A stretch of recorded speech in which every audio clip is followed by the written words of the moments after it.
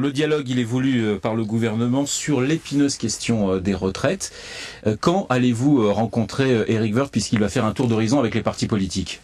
Alors je sais que Éric Woerth a envoyé un courrier à Cécile Duflot qui doit lui répondre incessamment pour trouver une date de rendez-vous, je crois après le 2 mai, parce que il y a des vacances pour les uns et pour les autres bien méritées. Vous avez envie de participer à ce dialogue ? Bien évidemment, je pense que c'est très positif que le gouvernement consulte, mais évidemment il faut que cette consultation soit réelle, c'est-à-dire qu'il ne faut pas qu'elle soit faciale ou d'affichage, c'est-à-dire qu'il faut une vraie discussion avec et les acteurs politiques et les acteurs économiques et sociaux. Mais à la fin, il faudra trancher de toute façon. Oui, mais vu la façon dont ça part, je suis extrêmement inquiet parce que on nous assène des idées toutes préconçues sur l'allongement des durées de cotisation, sur éventuellement l'allongement du durée légale, enfin le recul de la durée légale de départ à la retraite au-delà de 60 ans, et on voit aujourd'hui un message unique qui consisterait à faire soit augmenter les cotisations, soit réduire les pensions. La marge de manœuvre, elle est quand même extrêmement étroite. Non,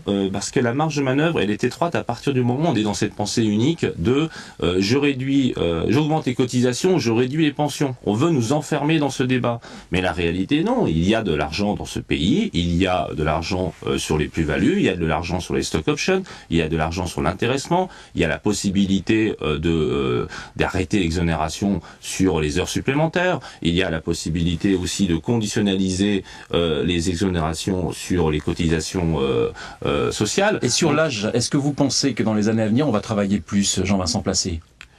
Il y a l'âge symbolique, c'est 60 ans. 60 ans. Ouais. Je crois que il faut dépasser cet âge symbolique. Non, je pense que sur la possibilité légale de partir et de toucher une pension, ça doit rester à 60 ans. Voilà, ça ce n'est pas un affichage, ce n'est pas un symbole, c'est, je crois, une réalité sociale. Même si on a gagné 15 ans d'espérance de vie depuis 30 ans ? Oui, mais c'est l'âge pour partir. C'est-à-dire qu'il y a quand même aujourd'hui des gens qui ont commencé à travailler à 17, à 18 ans dans la génération passée et qui veulent à 60 ans partir. Ils ont cotisé déjà bien plus que 40 ans et donc c'est juste cela. Après, on sait que l'âge réel est parfois au-delà.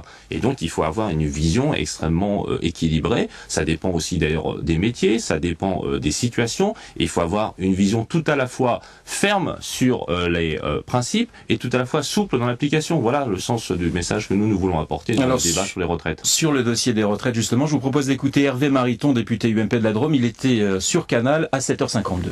Moi, ce que je demande à l'exécutif, c'est d'être ambitieux dans une réforme indispensable pour notre pays, cohésion interne, crédibilité internationale, et deux, d'expliquer l'ensemble des éléments aux Français, parce que ça n'est pas uniquement avec des slogans qu'on gagnera et qu'on gagnera sur cette réforme.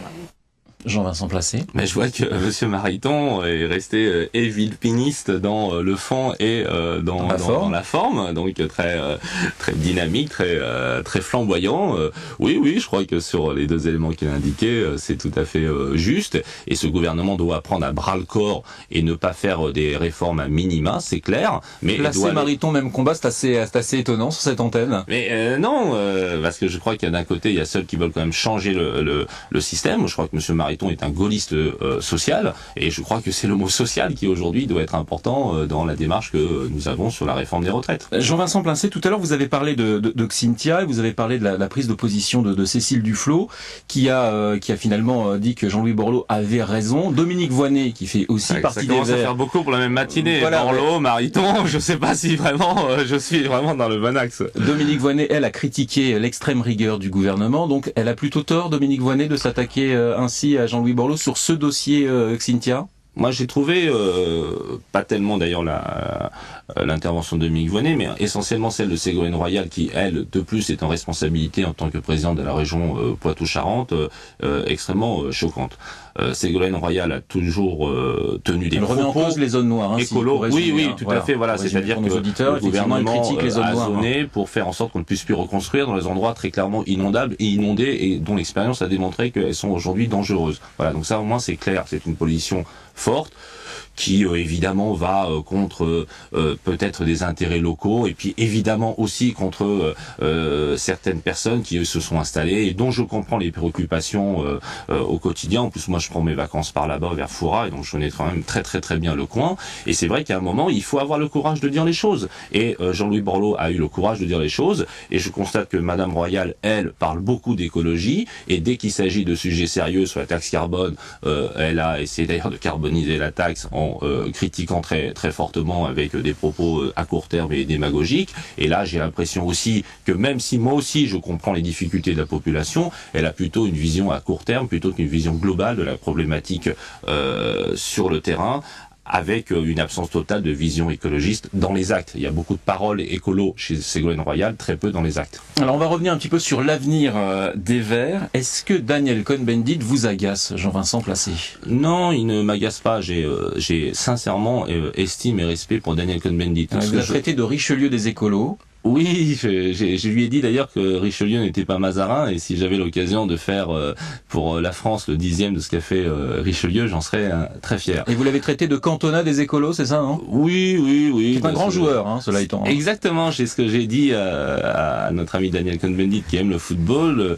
Cantona, c'est quelqu'un qui est un génie du football, qui peut faire gagner à lui tout seul et qui peut faire perdre à lui tout seul. Et donc il faut aujourd'hui, parce que Dany a sa libre parole et son charme et son talent, il a beaucoup critiqué les Verts, il a beaucoup critiqué les écologistes. Mais c'est quoi le problème? Il faut refonder, je dirais, il faut qu'on s'améliore, c'est qu'aujourd'hui... C'est une question de leadership des Verts, en fait, parce que je crois que Daniel Cohn-Bendit, Cécile Duflot ont vocation à s'entendre, et réciproquement, je pense que c'est ça, aujourd'hui, de l'attelage heureux pour l'avenir de l'écologie en termes d'incarnation des personnes, c'est important.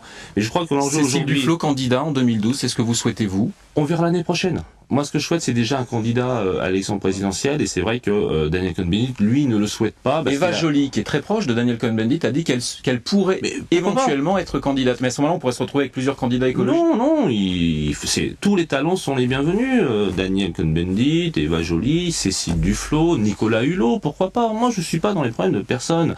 Ça fait 10 ans que je me consacre à développer l'audience de l'écologie politique dans ce pays. Je crois qu'on y est arrivé. Je crois qu'il y a plus d'urgence aussi qui est perçue par la population. Ça nous demande, nous, plus de sérieux, plus de crédibilité, plus de maturité. Ouais. Il faut qu'on s'améliore nous-mêmes, qu'on ait plus d'expertise, y compris sur les dossiers retraite. On a beaucoup travaillé avec des experts, donc ce qui voyaient que ce que j'ai pu vous dire était assez construit, je pense. Mais Jean-Vincent Placé, concrètement, quand allez-vous choisir et comment allez-vous choisir votre candidat? Moi, je souhaite qu'à la fin de l'année, nous décidions, avec l'ensemble des écologistes, qu'ils soient verts ou pas verts, moi, je n'ai pas ce problème-là, que nous décidions d'avoir une stratégie claire pour 2012. Moi, ma stratégie claire pour 2012, elle est claire, pour le coup, c'est un candidat ou une candidate à l'élection présidentielle pour porter nos valeurs, une candidature de projet qui soit là pour faire gagner la gauche et les écologistes et pour faire battre Nicolas Sarkozy. 1,57% la dernière fois. Oui, on a fait 16 aux européennes, on a fait 12 aux régionales. C'est l'effet Cohn-Bendit à votre avis ou on l'exagère? Il y a un effet Cohn-Bendit qui n'est pas exagéré, il y a un effet dynamique aussi du rassemblement, il y a aussi un effet nouveauté avec Cécile Duflot qui a fait 17% en Ile-de-France au régional, qui est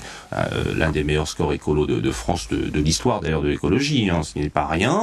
Et là, on a cette dynamique. Il faut qu'on ait la dynamique sur le projet, sur la stratégie et sur les personnes. Et je pense qu'aujourd'hui, l'urgence écolo est telle que personne ne comprendrait qu'on puisse se diviser. C'est pour ça que les propos aigre-doux de Dany n'étaient pas très utiles. Et je crois qu'aujourd'hui... Il faut éviter une guerre des chefs aujourd'hui. Il faut le respect. Ouais. Il faut travailler ensemble, il faut l'unité, il faut le rassemblement, il faut le partage. Voilà, c'est ça la réalité aujourd'hui. Et il faut qu'on applique à nous-mêmes les principes que nous essayons de défendre dans la société. Merci beaucoup Jean-Vincent Placé.